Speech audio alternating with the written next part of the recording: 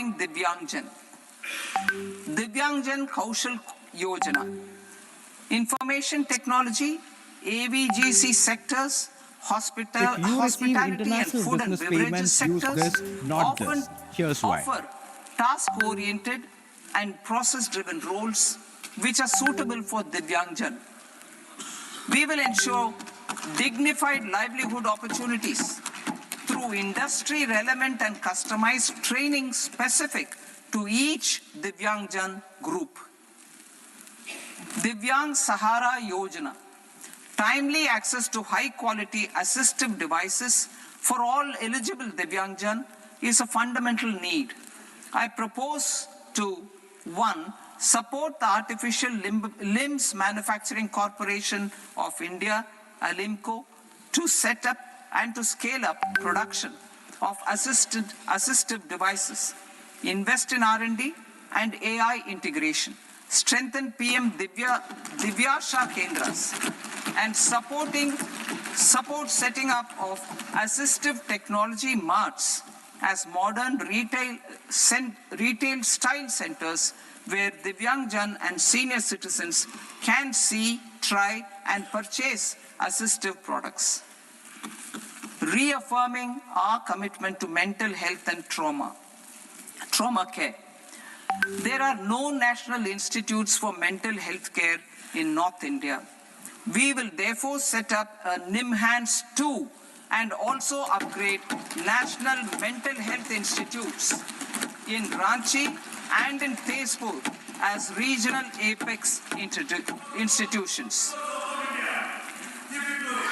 Emergencies expose families, particularly the poor and vulnerable, to unexpected expenditure.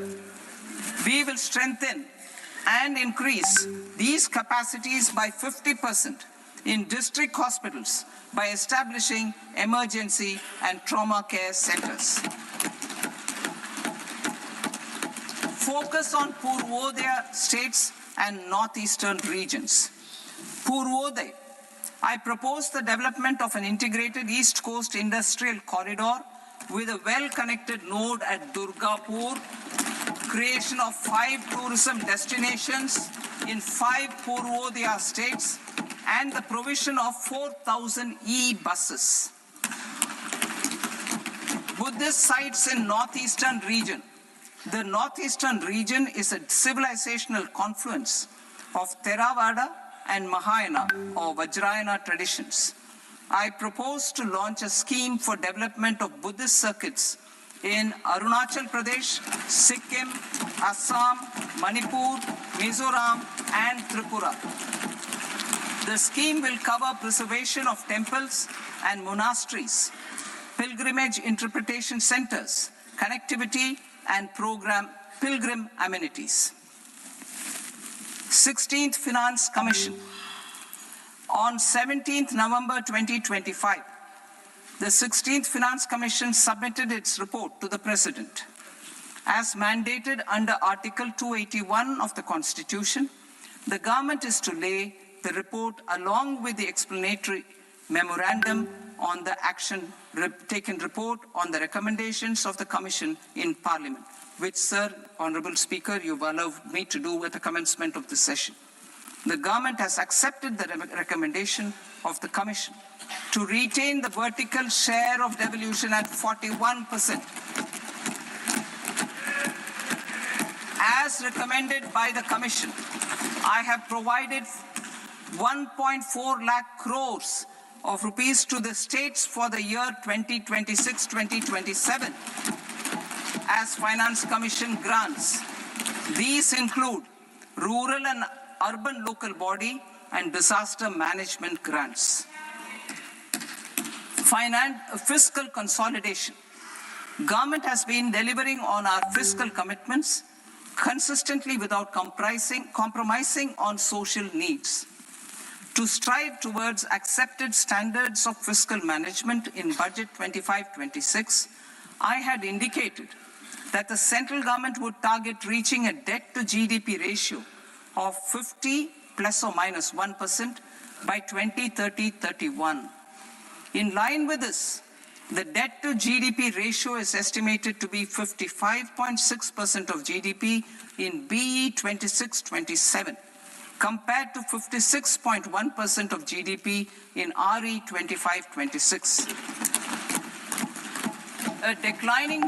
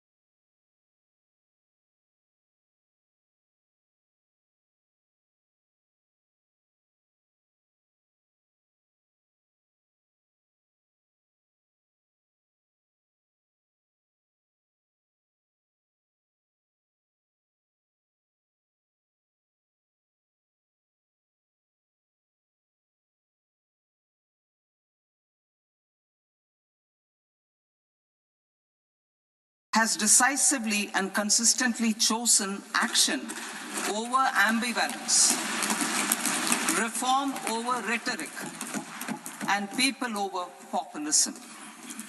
We have pursued far-reaching structural reforms, fiscal prudence and monetary stability, whilst maintaining a strong thrust on public investment. Keeping Atmanirbharta as a lodestar, we have built domestic manufacturing capacity, energy security, and reduced critical import dependencies. Simultaneously, we have ensured that citizens benefit from every action of the government, undertaking reforms to support employment generation, agricultural productivity, household purchasing power, and universal services to people. These measures have delivered a high growth rate of around 7% and helped us make substantial strides in poverty reduction and improvement in the lives of our people. Today, we face an external environment in which trade and multilateralism are imperiled and access to resources and supply chains are disrupted. New technologies are transforming production systems while sharply increasing demands on water, energy, and critical minerals. India will continue to take confident steps towards Vikasit Bharat, balancing ambition with inclusion. As a growing economy with expanding trade and capital needs, India must also remain deeply integrated with global markets, exporting more and attracting stable long-term investment. As I begin Part A, I want to express my gratitude to the people for standing firmly with us as we forge our way together towards becoming one of the largest economies of the world.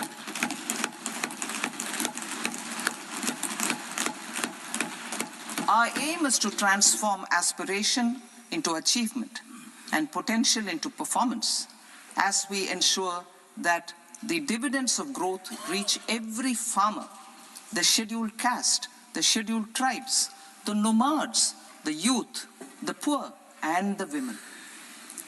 In Vikasit Bharat Young Leaders Dialogue 2026, several innovative ideas were shared with our Prime Minister, which have inspired many of the proposals, making this a unique Yuva Shakti-driven budget. Our government's sankalp is to focus on our poor, underprivileged, and the disadvantaged. To deliver on this sankalp, and given that this is the first budget prepared in Kartavya Bhavan, we are inspired by three Kartavya. Our first Kartavya is to accelerate and sustain economic growth by enhancing productivity and competitiveness and building resilience to volatile global dynamics. Our second kartavya is to fulfill aspirations of our people and build their capacity, making them strong partners in India's path to prosperity.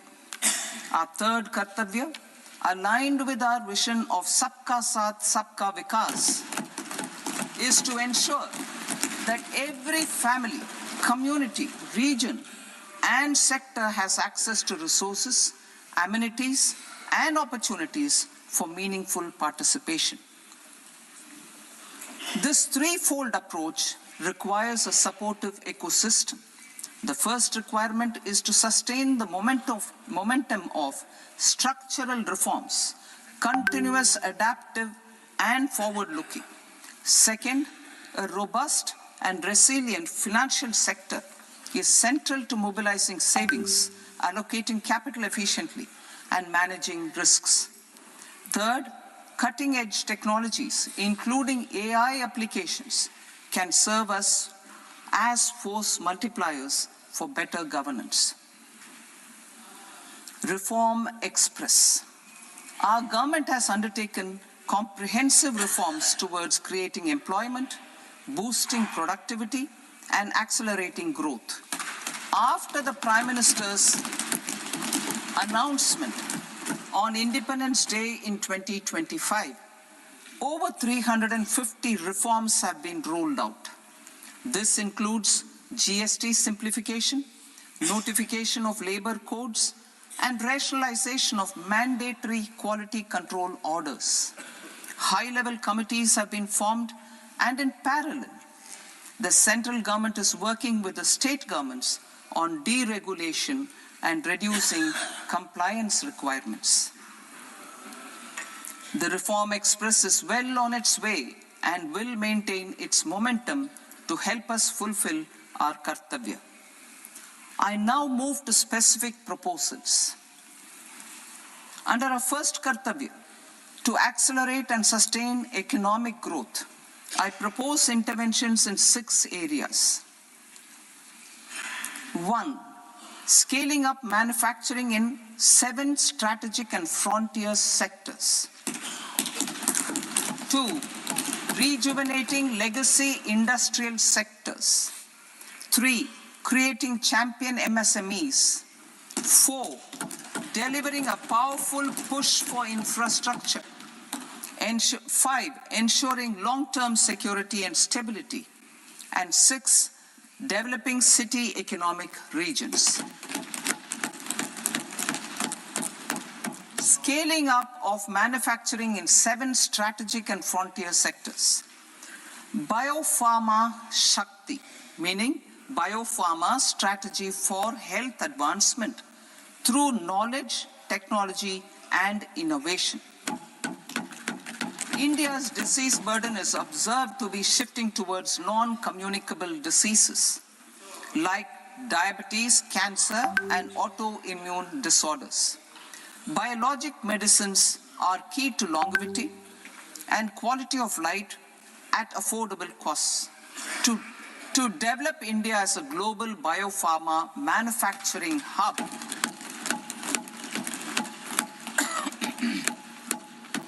I propose the Biopharma Shakti with an outlay of 10,000 crores over the next 5 years. This will build the ecosystem for domestic production of biologics and biosimilars. The strategy will include a biopharma-focused network with 3 new national institutes of pharmaceutical education and research, popularly known as NIPERs, and upgrading 7 existing ones. It will also create a network of 1,000 accredited India clinical trials sites. We propose to strengthen the Central Drug Standard Control Organization to meet global standards and approve timeframes through approval timeframes through a dedicated scientific review cadre and specialists. India's Semiconductor Mission 1.0 expanded India's semiconductor sector capabilities. Building on this, we will launch ISM 2.0 to produce equipment and materials, design full-stack Indian IP, and fortify supply chains. We will also focus on industry-led research and training centers to develop technology and skilled workforce.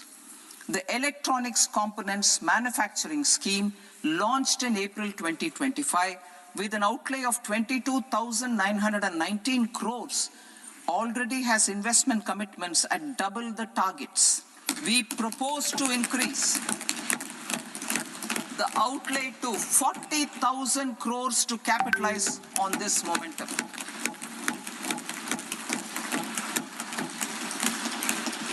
A scheme for rare earth permanent magnets was launched in 2025 November. We now propose to support the mineral-rich states of Odisha, Kerala, Andhra Pradesh, and Tamil Nadu to establish dedicated rare earth corridors to promote mining, processing, research, and manufacturing. To enhance domestic chemical production and reduce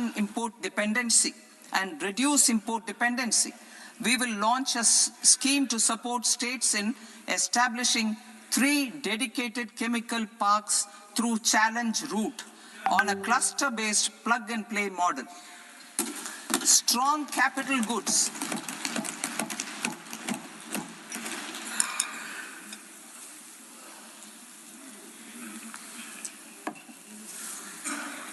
Strong capital goods capability is a determinant of productivity and quality across different sectors.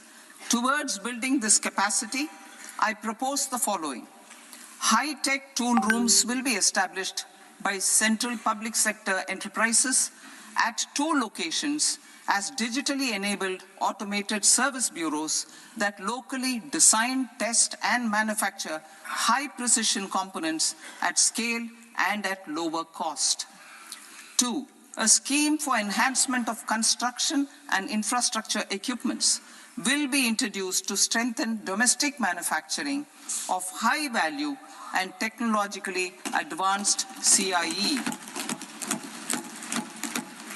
This can range from lifts in a multi-storied apartment or firefighting equipment in multiplexes, large or small, and to tunnel boring equipments for building metros and high-altitude roads. I also propose a scheme for container manufacturing to create a globally competitive container manufacturing ecosystem with a budgetary allocation of 10,000 crores over a 5-year period. For the labor-intensive textile sector, I propose an integrated program with 5 subparts. 1. The National Fiber Scheme for Self-Reliance in Natural Fibers, such as silk, wool, and jute, man-made fibers, and new-age fibers. Textile Expansion and Employment Scheme to modernize traditional clusters with capital support for machinery, technology upgradation, and common testing and certification centers. 3. The National Handloom and Handicraft Program to integrate and strengthen existing schemes and ensure targeted support for weavers and artisans. Tex Eco Initiative to promote globally competitive and sustainable textiles and apparels. Samarth 2.0 to modernize the upgrade the textile skilling ecosystem through collaboration with industry and academic institutions. Further, I propose to set up mega textile parks in challenge mode. They can also focus on bringing value addition to technical textiles. I propose to launch the Mahatma Gandhi Gram Swaraj initiative to strengthen khadi, handloom, and handicrafts. This will help in global market linkage and branding. It will streamline and support training, skilling, quality of process, and production. This will benefit our weavers, village industries, One District, One Product ODOP initiative, and also our rural youth. India has the potential to emerge as a global hub for high-quality, affordable sports goods. I propose a dedicated initiative for sports goods that will promote manufacturing, research, and innovation in equipment design, as well as material sciences. Rejuvenation of legacy industrial clusters. I propose to introduce a scheme to revive 200 legacy industrial clusters to improve their cost competitiveness and efficiency through infrastructure and technology upgradation. Creating champion SMEs and supporting micro enterprises. Recognizing MSMEs as a vital engine of growth, I propose a three-pronged approach to help them grow as champions. Equity support. I propose to introduce a dedicated 10,000 crores SME growth fund to create future champions, incentivizing enterprises based on select criteria. I also propose to top up the Self-Reliant India Fund set up in 2021 with 2,000 crores to continue support to micro enterprises and maintain their access to risk capital. Liquidity support. With TREDS, more than 7 lakh crore has been made available to MSMEs. To leverage its full potential, I propose 4 measures. 1. Mandate TREDS as the transaction settlement platform for all purchases from MSMEs by CPSEs, serving as a benchmark for other corporates. 2. Introduce a credit guarantee support mechanism through CGTMSE for invoice discounting on TREDS platform. 3. Link GEM with TREDS for sharing information with financiers about government purchases from MSMEs, encouraging cheaper and quicker financing. 4.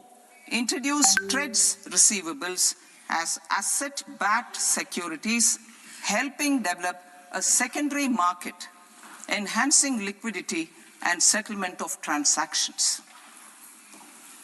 Professional support.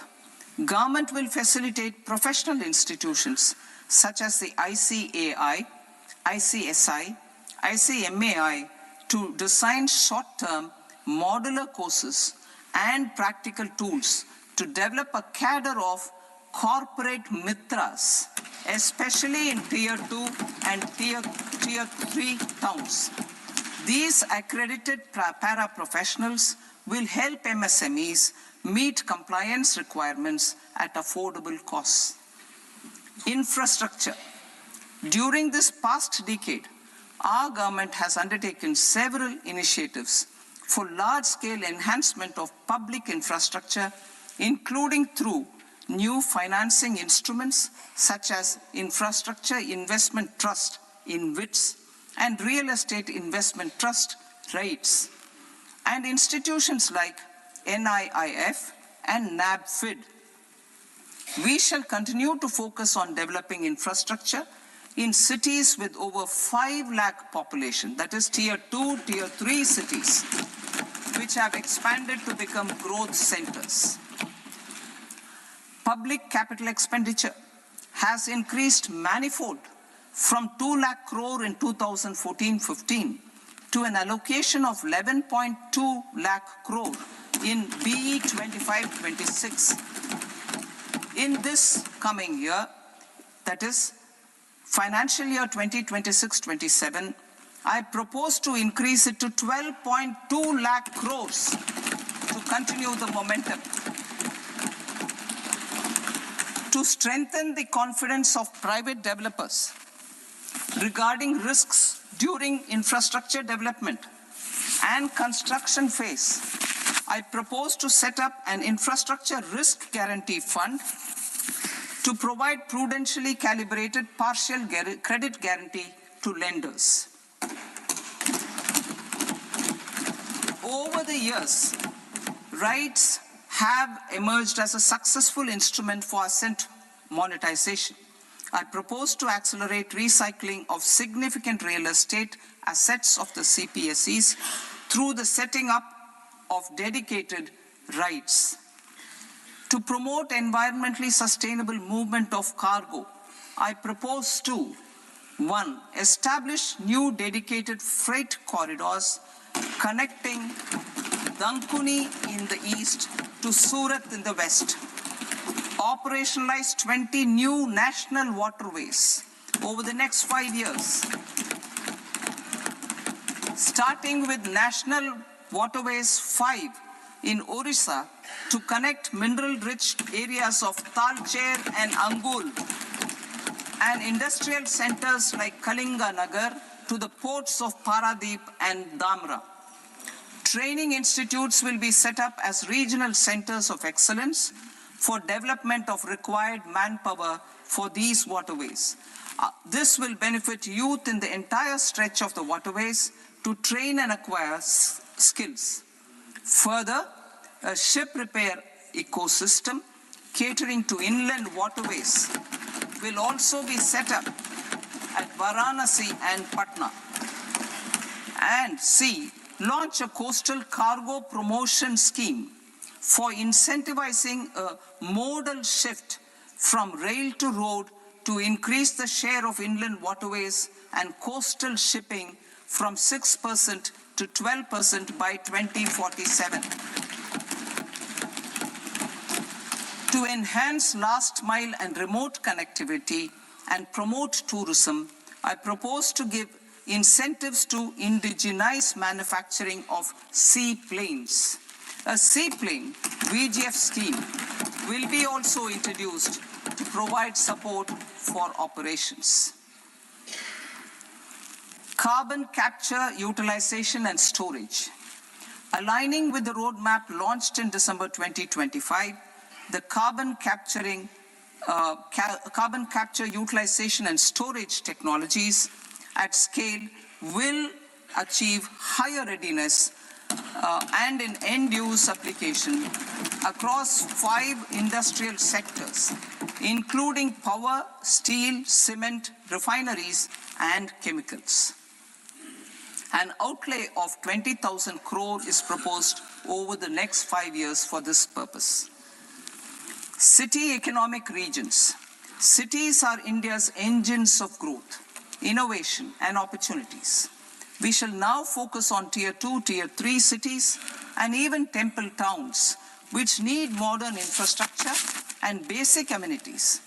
This budget aims to further amplify the potential of cities to deliver the economic power of agglomerations by mapping city economic regions based on their specific growth drivers.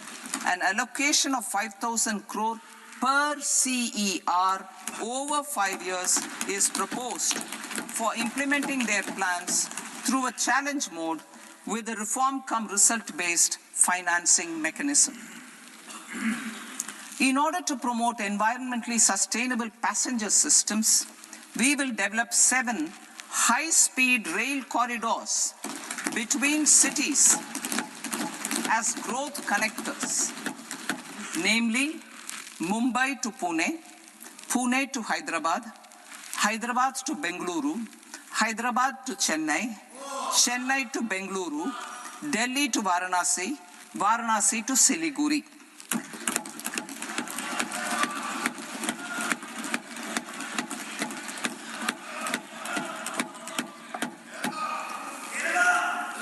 Financial sector. The Indian banking sector today is characterized by strong balance sheet, historic highs in profitability, improved asset quality, and coverage exceeding 98% of villages in the country. At this juncture, we are well placed to futuristically evaluate the measures needed to continue on the path of reform-led growth of this sector.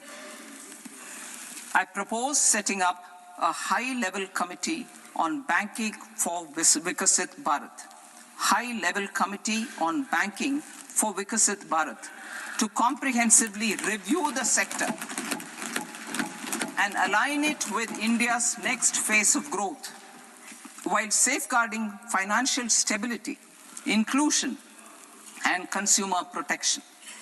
The vision for NBFCs for Vikasit Bharat has been outlined with clear targets for credit disbursement and technology adoption in order to achieve scale and improve efficiency in the public sector NBFCs. As a first step, it is proposed to restructure the Power Finance Corporation and Rural Electrification Corporation.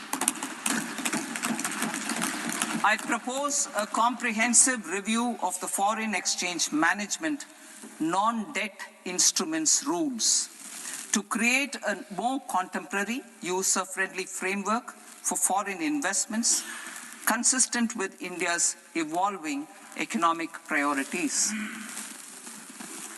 Corporate bond market. I propose to introduce a market-making framework with suitable access to funds and derivatives on corporate bond indices. I also propose to introduce total return swaps on corporate bonds. Municipal bonds. To encourage the issuance of municipal bonds of higher value by larger cities, I propose an incentive of 100 crore rupees for a single bond issuance. 100 crore rupees for a single bond issuance of more than 1,000 crore. The current scheme under Amrit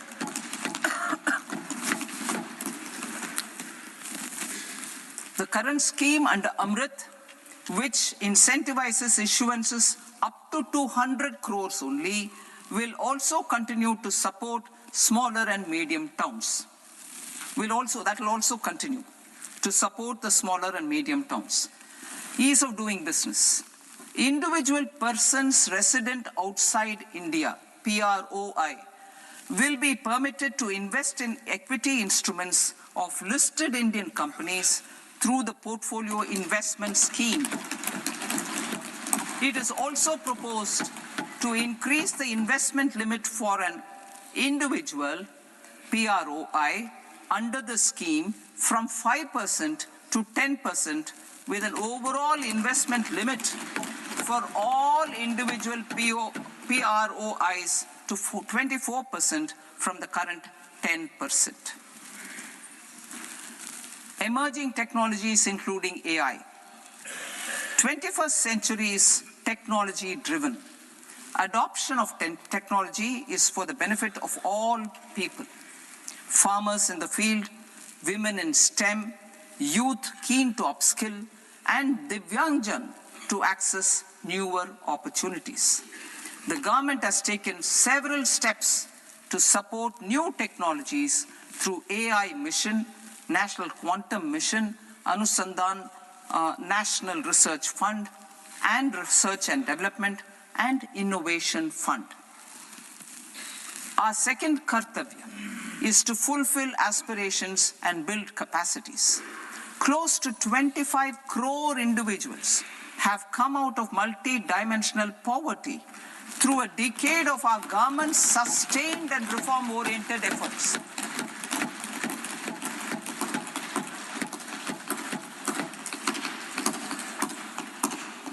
Our government has therefore decided to place a renewed emphasis on the service sector to provide a pathway to fulfilling aspirations of a youthful India with the following measures.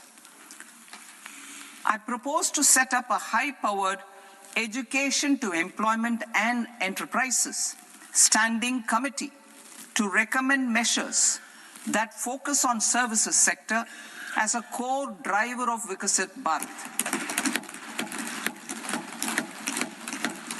This will make us a global leader in services with a 10% global share by 2047. The committee will prioritize areas to optimize the potential for growth, employment, and exports.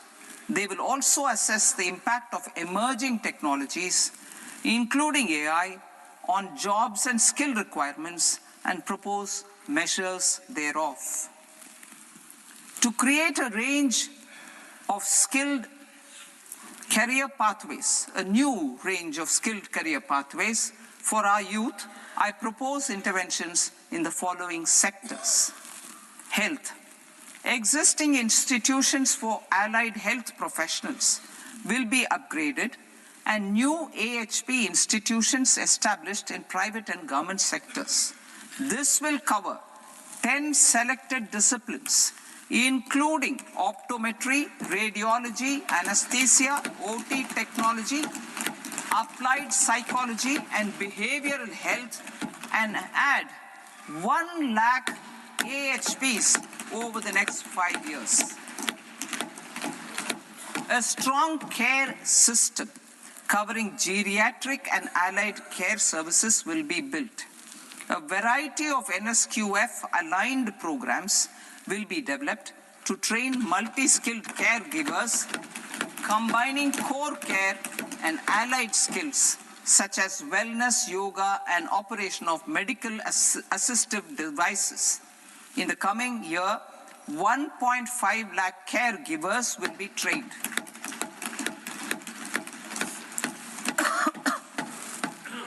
Hubs for medical value tourism.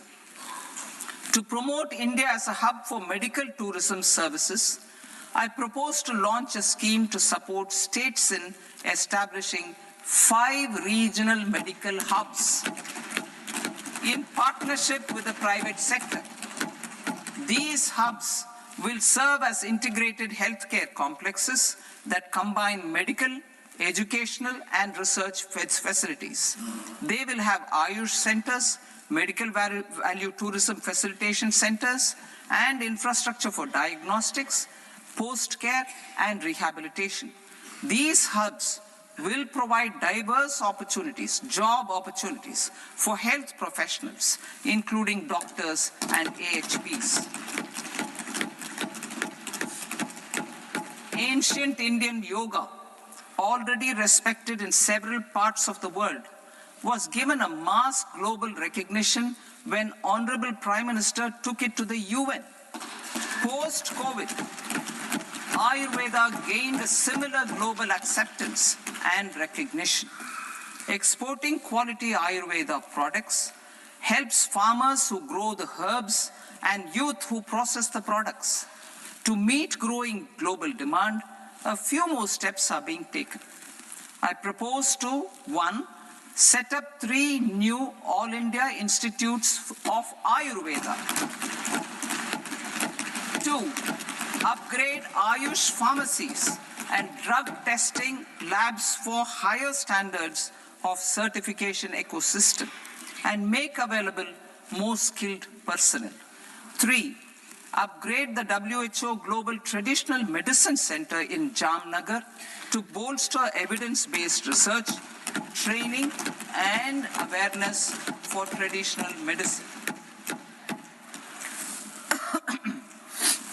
Animal husbandry. Livestock contributes to close to 16% of farm income, including of poor and marginal households. To scale up availability of veterinary professionals by more than 20,000, I propose to roll out a loan-linked capital subsidy support scheme for establishment of veterinary and para-veterinary colleges, veterinary hospitals, diagnostic laboratories, and breeding facilities in private sector. Collaboration between Indian and foreign institutions will also be facilitated. Orange economy. India's animation, visual effects, gaming, and comics sector, AVGC sector, is a growing industry projected to require 2 million professionals by 2030. I propose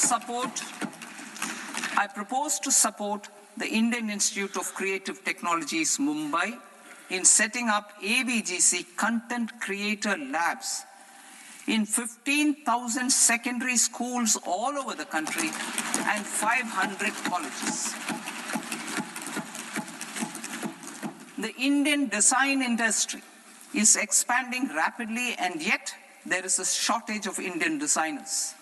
I propose to establish, through Challenge Route, a new National Institute of Design to boost design education and development in the eastern region of India. Education.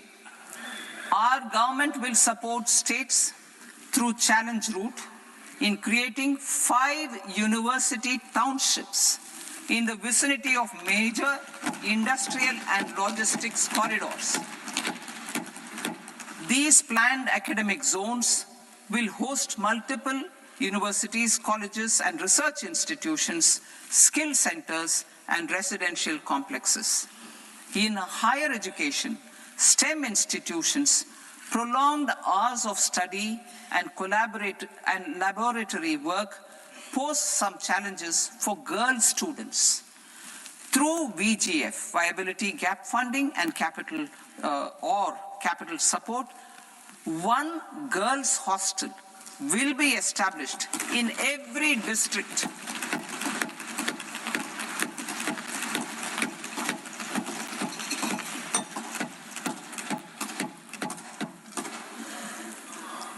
To promote astrophysics and astronomy via immersive experiences. 4 telescope infrastructure facilities will be set up or upgraded.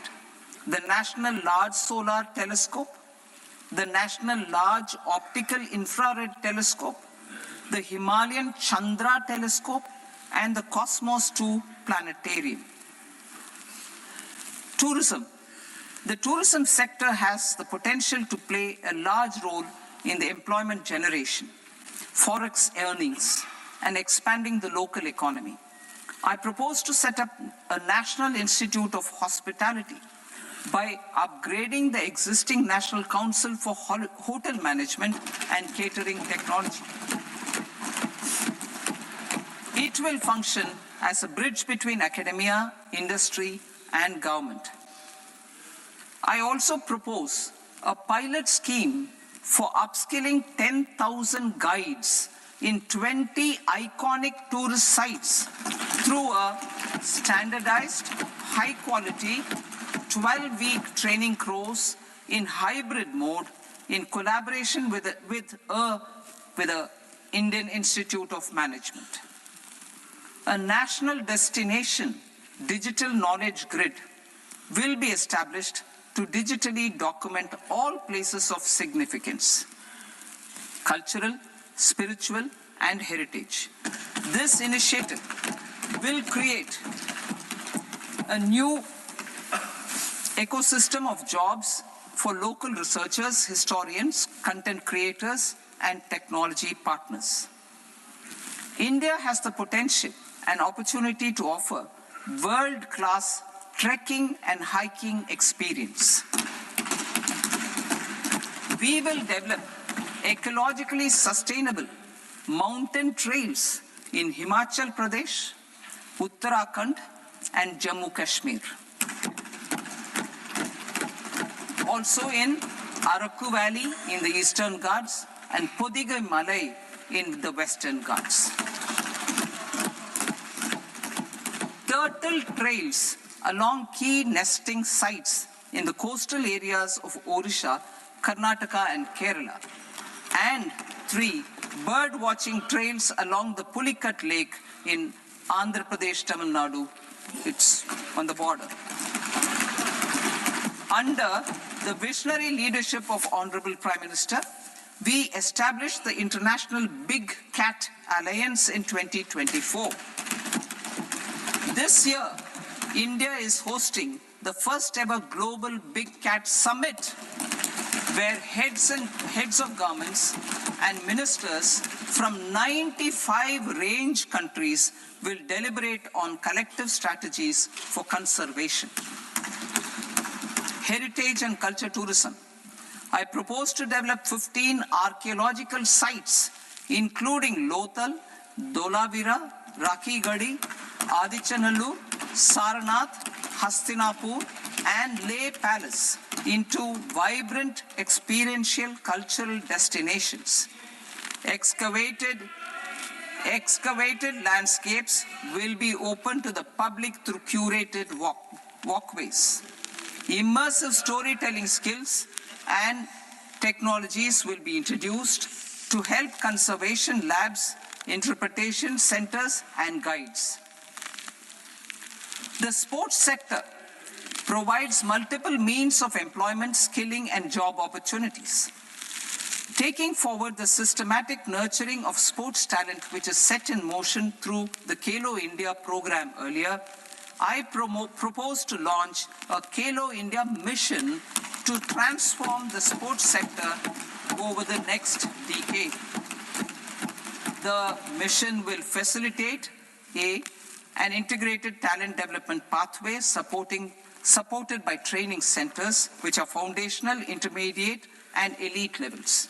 B, systematic development of coaches and support staff.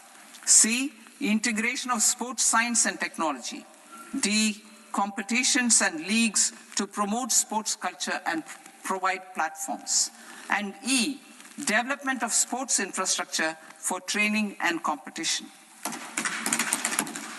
Our third Kartavya aligns with our vision of Sabka Saath, Sabka Vikas towards Vikasit Bharat. This requires targeted efforts for 1, increasing farmer incomes through productivity enhancement and entrepreneurship, with special attention to small and marginal farmers. B, empowering Divyangjan through access to livelihood opportunities, training, and high-quality assistive devices. C, empowering the vulnerable to access mental health and trauma care. D, focus on the Purvodaya states and the Northeast region to accelerate development and employment opportunities. Fisheries. We will undertake initiatives for integrated development of 500 reservoirs and Amrit Sarovars. 2, strengthen the fisheries value chain in coastal areas and enable market linkages involving startups and women-led groups together with fish farmer producer organizations. Animal husbandry. To provide quality employment opportunities in rural and peri-urban areas, we will support the animal husbandry sector in entrepreneurship development through A, a credit-linked subsidy program, B, scaling up and modernization of livestock enterprises, C, enhanced creation of livestock, dairy, and poultry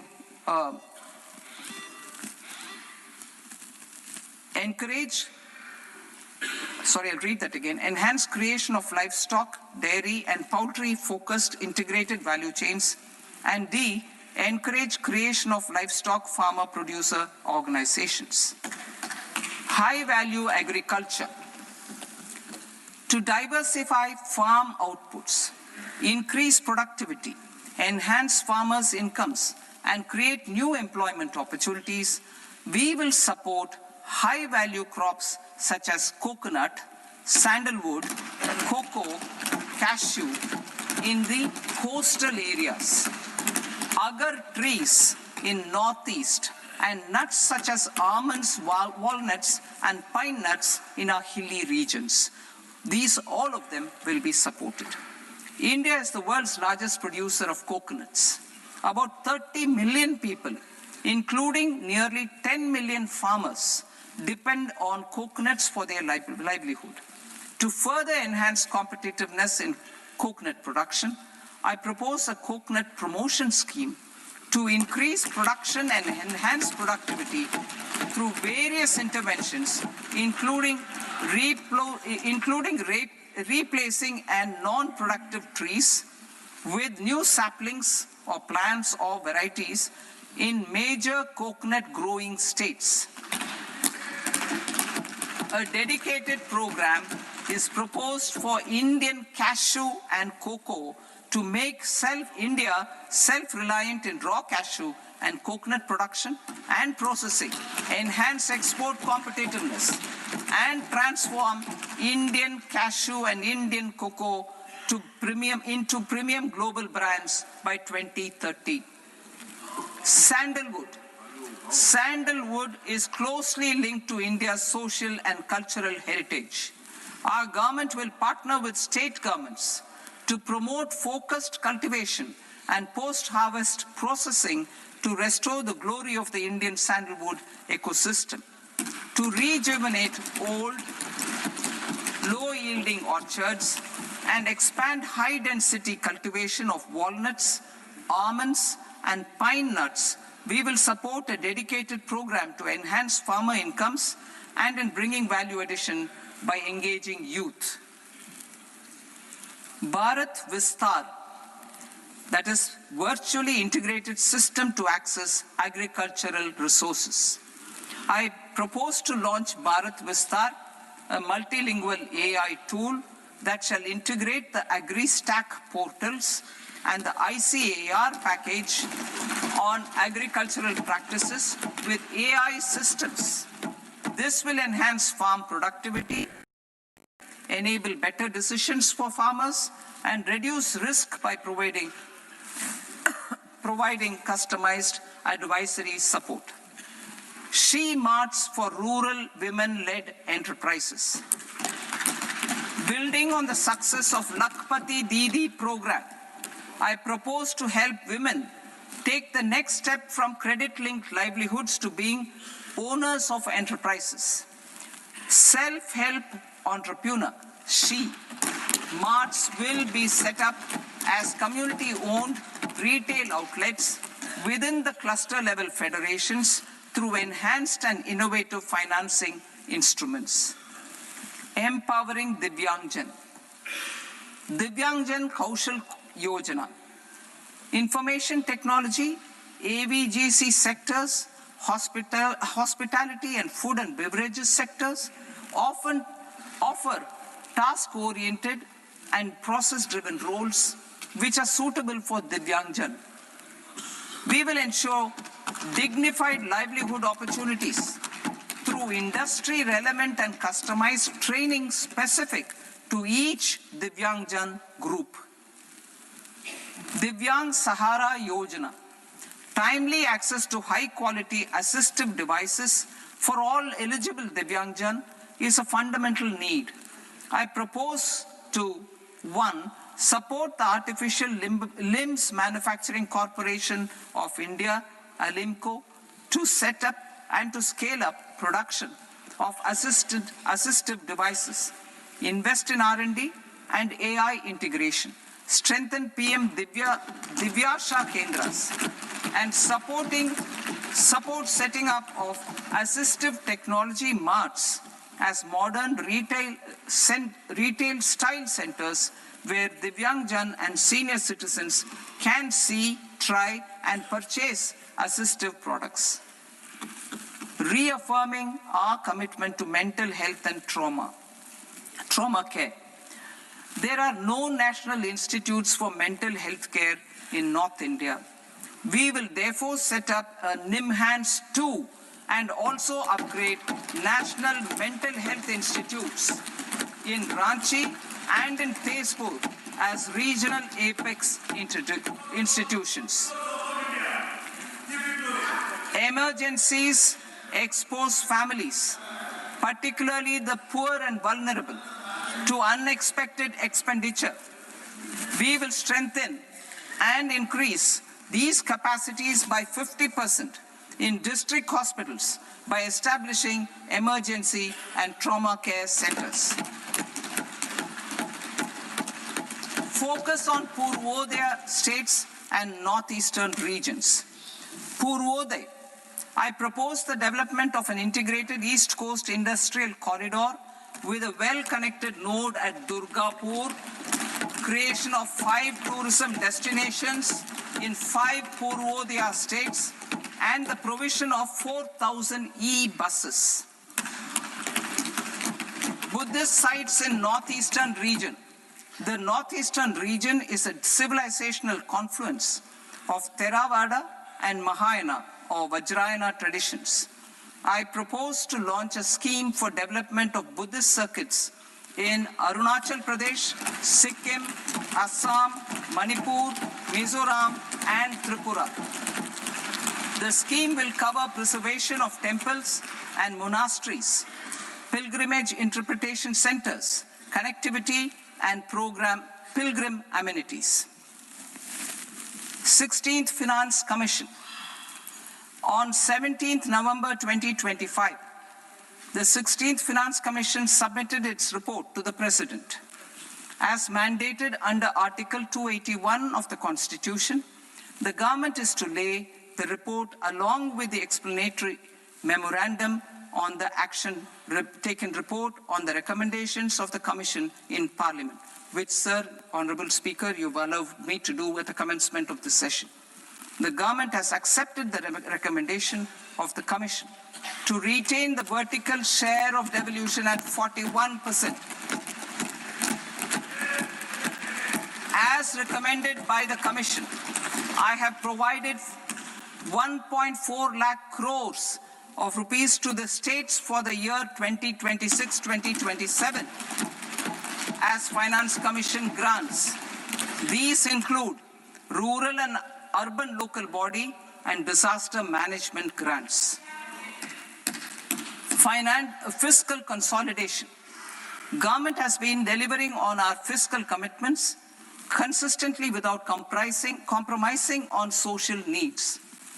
To strive towards accepted standards of fiscal management in Budget 25-26, I had indicated that the central government would target reaching a debt to GDP ratio of 50 plus or minus 1% by 2030-31. In line with this, the debt to GDP ratio is estimated to be 55.6% of GDP in BE 26-27, compared to 56.1% of GDP in RE 25-26. A declining new Income Tax Act. In July 2024, I announced a comprehensive review of the Income Tax Act 1961. This was completed in a record time, and the Income Tax Act 2025 will come into effect from 1st April 2026.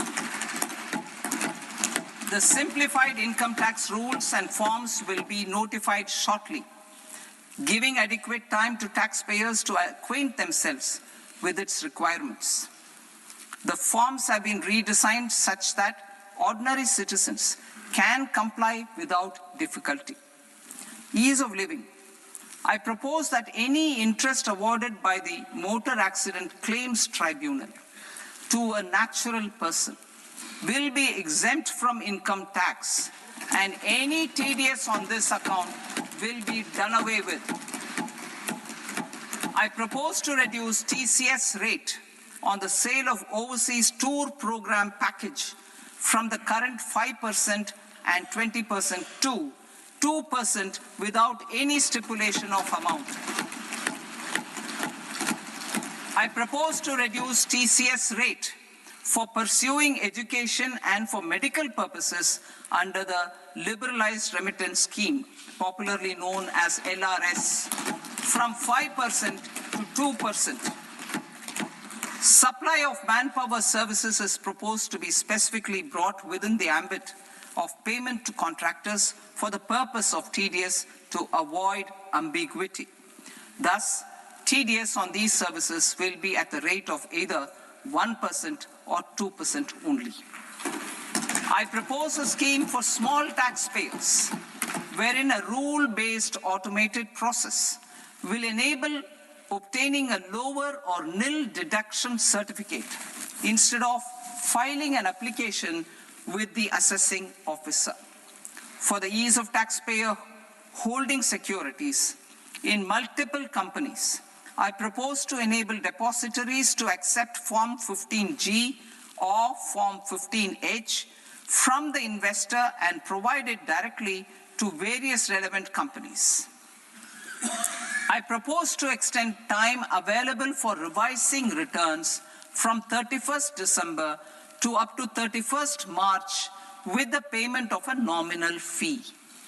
I also propose to stagger the timeline for filing of tax returns.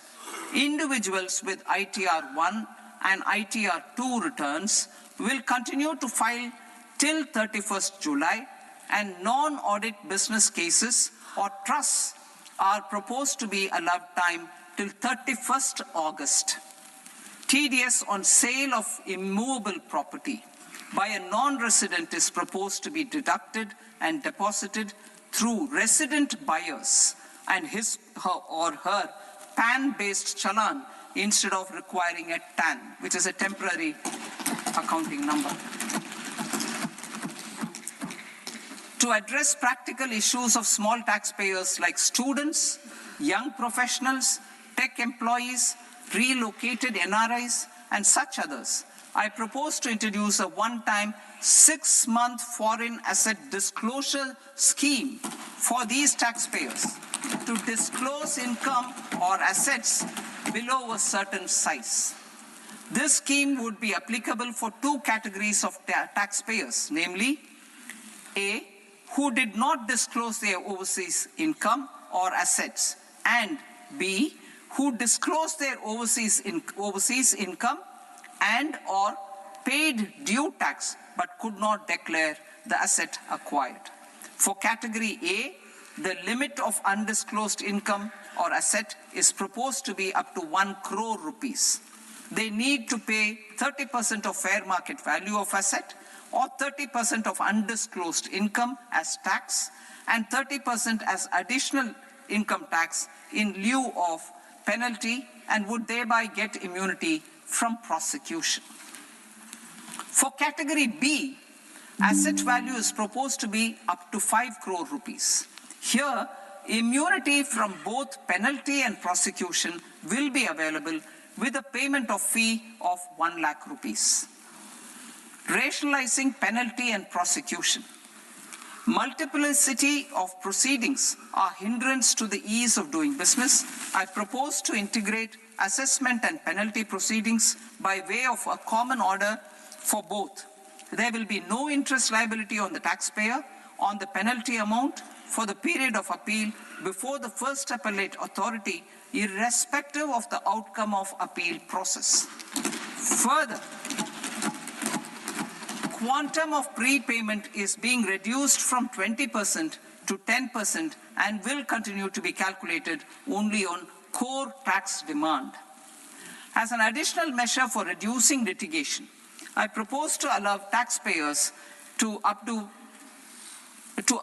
their returns even after reassessment proceedings have been initiated, and an additional 10% tax rate over and above the rate applicable for the relevant year. The assessing officer will then use only this updated return in his proceedings. There is already a framework for immunity from penalty and prosecution in the cases of underreporting. I propose to apply this framework for immunity to misreporting too. However, in such a case, the taxpayer will need to pay 100% of the tax amount as an additional income tax over and above the tax and interest due. Penalties for certain technical defaults, such as failure to get accounts audited, non-furnishing of transfer pricing audit report, and default in furnishing statement for financial transactions are proposed to be converted into fee.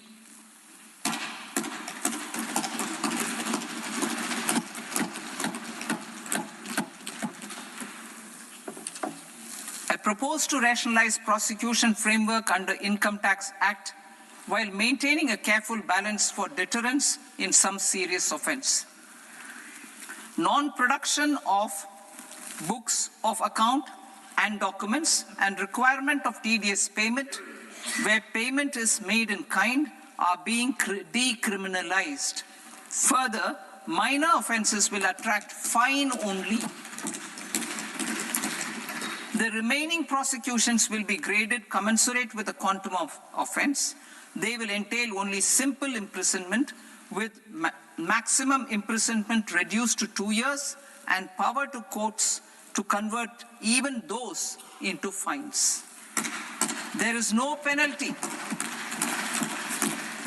There's no penalty presently for non-disclosure of non-immovable foreign assets with aggregate value less than 20 lakh rupees.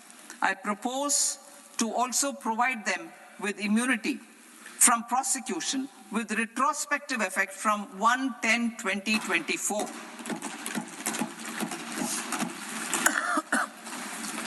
Cooperatives. Deduction is already allowed to a primary cooperative society engaged in supplying milk, oilseeds, fruits or vegetables raised or grown by its members. I propose to extend this deduction to also include supply of cattle feed and cotton seed produced by its members. I propose to allow inter-cooperative society dividend income as deduction under the new tax regime to the extent it is further distributed to its members. I further propose to allow exemption for a period of 3 years to dividend income received by a notified national cooperative federation on their investments made in companies up to 31/1/2026. This exemption would be allowed only for dividends further distributed to its member cooperatives. Supporting IT sector as India's growth engine.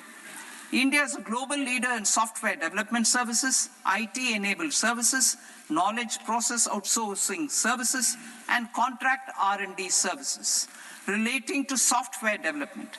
These businesses and their segments are quite interconnected with each other. All these services are proposed to be clubbed under a single category of information technology services with a common safe harbor margin of 15.5% applicable to all.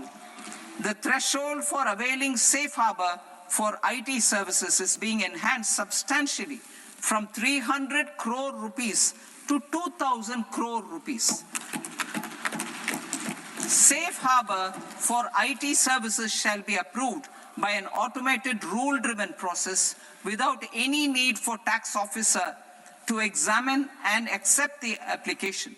Once applied by an IT services company, the same safe harbor can be continued for a period of 5 years at a stretch at its choice. For IT services companies who want to conclude advanced pricing agreement, APA, I propose to fast-track unilateral APA process for IT services and endeavor to conclude it within a period of 2 years.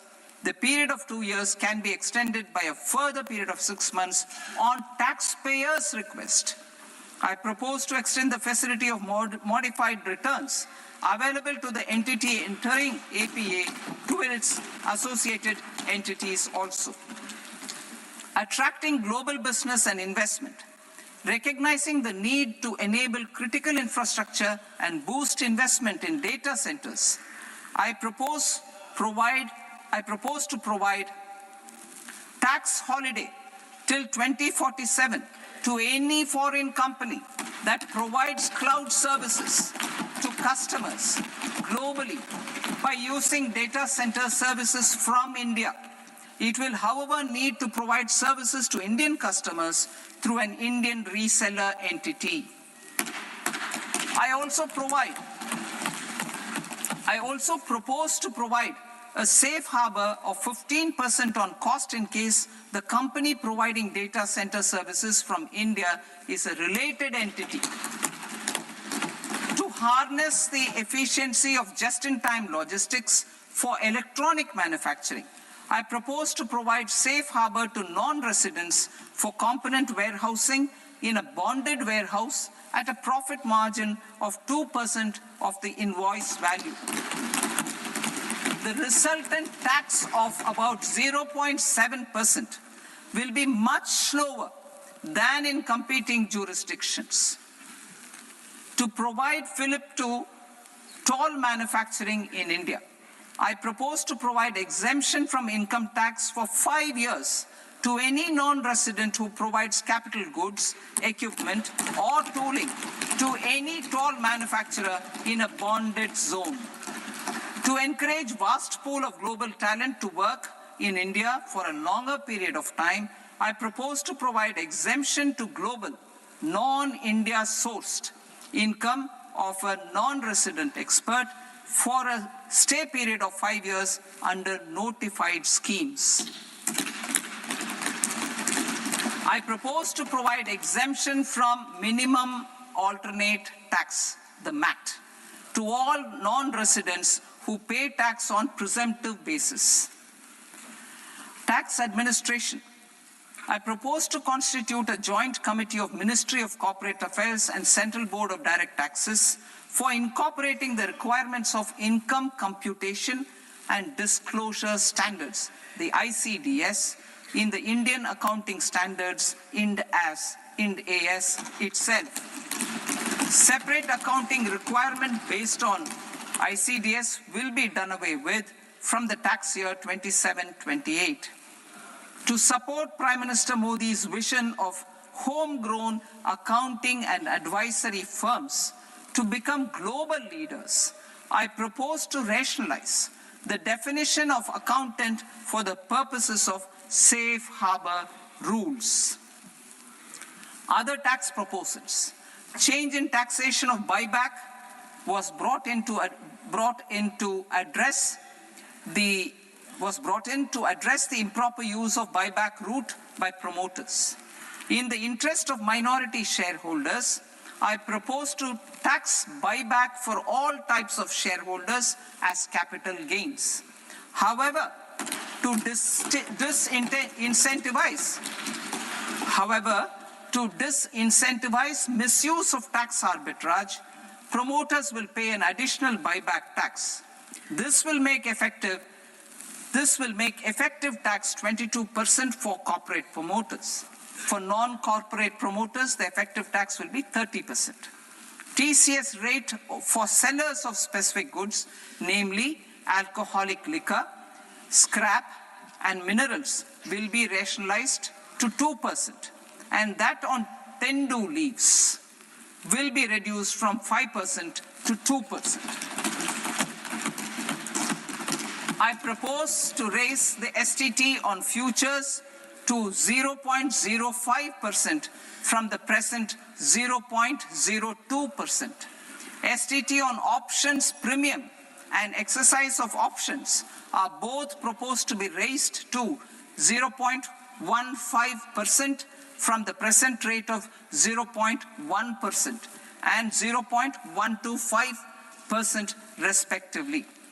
We reformed the taxation landscape for corporates in 2019 by providing them a simplified regime with lower tax rate so that they could productively focus on business rather than on claim of deductions and exemptions. To encourage companies to shift to the new regime, set off of brought forward MAT credit, minimum alternate tax credit, is proposed to be allowed to companies only in the new regime. Set off using available MAT credit is proposed to be allowed to an extent of 1/4 of the tax liability in the new regime. MAT is proposed to be made final tax, so there will be no further credit accumulation from 1st April 2026. In line with this change, the rate of final tax is being reduced to 14% from the current MAT rate of 15%. The brought forward MAT credit of taxpayers accumulated till 30th March 2026 will continue to be available to them for set off as above. Indirect taxes. I shall now take up proposals related to indirect taxes. My proposals for customs and central excise aim to further simplify the tariff structure, support domestic manufacturing, promote export competitiveness, and correct inversion in duty. To continue weeding out long continuing customs duty exemptions, I propose to remove certain exemptions on items which are being manufactured in India or where the imports are negligible. Similarly, to further simplify the process of ascertaining the rate of duty applicable on a particular item, I propose to incorporate certain effective rates in various customs notifications to the tariff schedule itself. I shall now take up sector-specific proposals. Promotion of exports of marine, leather, and textile products.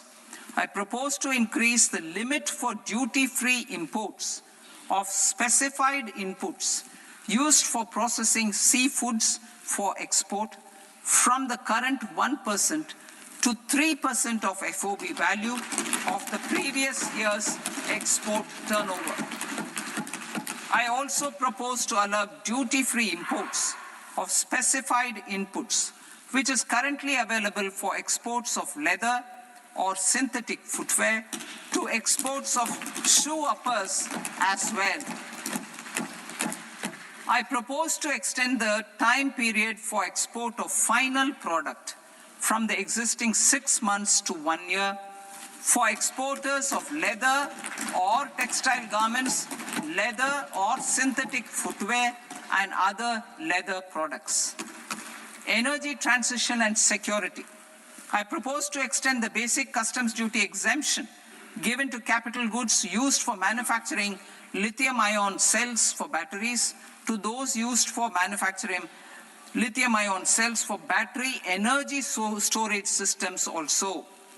I propose to exempt basic customs duty on import of sodium antimonate for use in manufacture of solar glass. Nuclear power. I propose to extend the existing basic customs duty exemption on imports of goods required for nuclear power projects till the year 2035 and expand it for all nuclear plants irrespective of their capacity. Critical minerals. It is proposed to provide basic customs duty exemption to the import of capital goods required for the processing of critical minerals in India.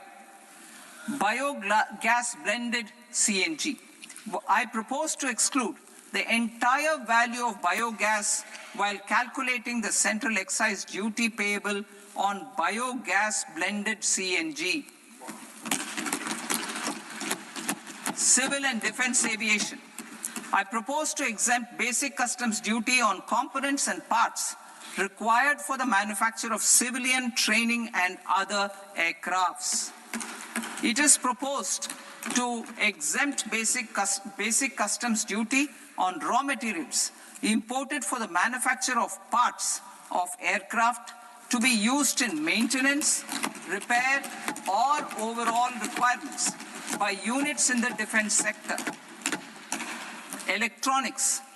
To deepen value addition in the consumer electronics sector, I propose to exempt basic customs duty on specified parts used in the manufacture of microwave ovens. Special economic zone. To address the concerns arising about utilization of capacity by manufacturing units in the special economic zones due to global trade disruptions, I propose as a special one-time measure to facilitate sales by eligible manufacturing units in SEZs to the domestic tariff area at concessional rates of duty. The quantity of such sales will be limited to a prescribed proportion of their exports. Necessary regulatory changes